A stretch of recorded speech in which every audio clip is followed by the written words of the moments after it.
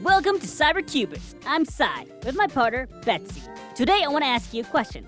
How is a Rubik's Cube and cybersecurity alike? Well, obviously, very little. But the structure of the Rubik's Cube can be analogous to the responsibilities you'd have as a cybersecurity expert.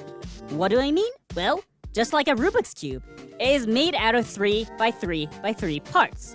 Cybersecurity have similar dimensions and structures. This is called the Macomber Cube. Proposed by John Macomber in 1999, it's a model to define the different states of cybersecurity within 3 dimensions: states of data, principles and goals, and security methods. Let's begin with the states of data. Like matter, data can exist in 3 different states, depending on where the information is stored or moved. Data can be in a state of processing, where the data is being used for calculations or algorithms. Storage, where the data is kept in a machine to be used for processing. And finally, transmission, where the data is transferred over different servers and clients. Now that we know the states that data can exist, let's talk about our missions and principles are regarding data. First is confidentiality, which essentially means that information is kept secret between the authorized parties. Second is integrity, or being safe from unwanted manipulation or corruption of the data.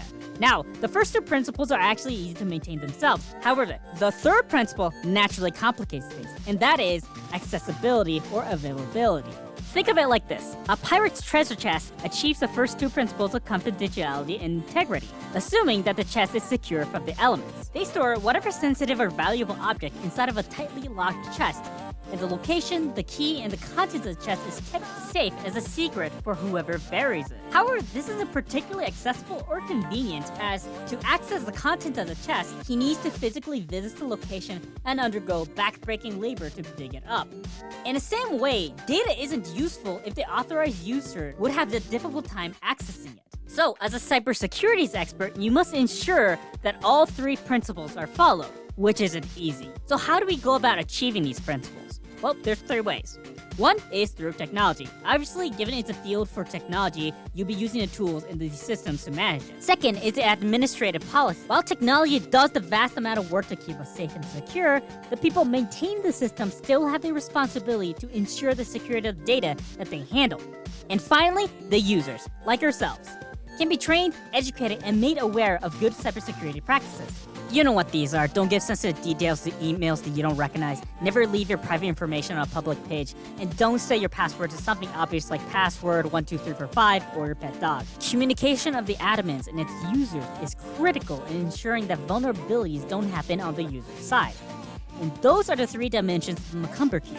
Over the course of your cybersecurity career, you're going to have to deal with these problems that arise from these 27 parts. Sometimes you need to ensure the security of storage as an administrator, or design technology to fortify data transferring between server and client.